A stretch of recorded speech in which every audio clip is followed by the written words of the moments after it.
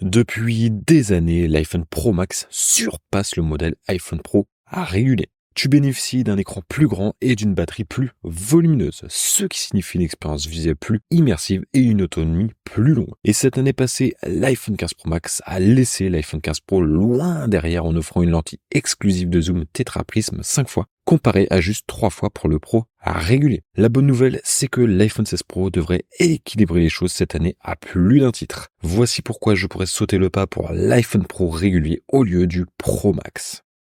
Pour commencer, l'iPhone 16 Pro devrait proposer le même zoom puissant que le modèle Pro Max. Ainsi, tu pourras cibler des sujets de loin et probablement profiter du même zoom numérique à 25 fois. L'iPhone 15 Pro se limitait à juste 15 fois, ce qui est peu comparé aux meilleurs téléphones Android.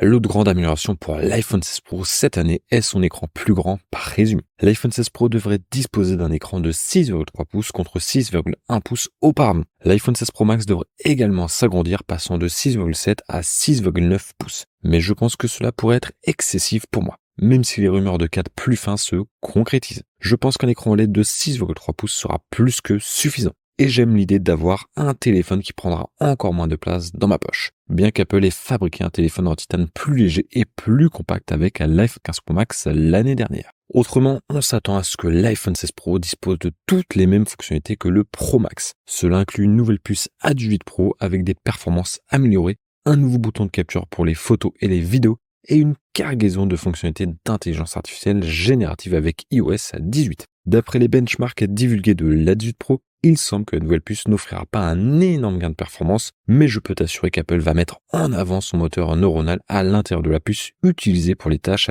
d'apprentissage automatique. Et qu'en est-il de l'autonomie de la batterie? C'est ma seule véritable préoccupation. L'iPhone 15 Pro Max a duré une épopée de 14 heures qui implique une navigation continue sur le web en 5G à une luminosité de l'écran de 150 nits. Une des meilleures autonomies de batterie de téléphone. Pendant ce temps, l'iPhone 15 Pro a atteint seulement 10h53. La bonne nouvelle, c'est que l'augmentation de taille de l'iPhone 16 Pro pourrait également lui apporter une plus grosse batterie, puisque ce flagship est censé avoir une capacité de 3355 mAh comparé à 3274 mAh pour l'iPhone 15 Pro. En supposant que la puce A18 soit également plus efficace, nous pourrons facilement voir un iPhone 16 Pro dépasser les 12 heures. Globalement, je suis optimiste que l'iPhone 16 Pro sera suffisamment bon pour être mon prochain flagship, un peu comme un iPhone 16 Pro Max mini. Et si Apple maintient la même différence de prix, tu peux obtenir pratiquement tout ce que le Max a pour $200 de moins. D'ailleurs, je t'invite à aller voir ma vidéo sur toutes les rumeurs les plus folles sur l'iPhone 16. Tu risquerais d'être surpris.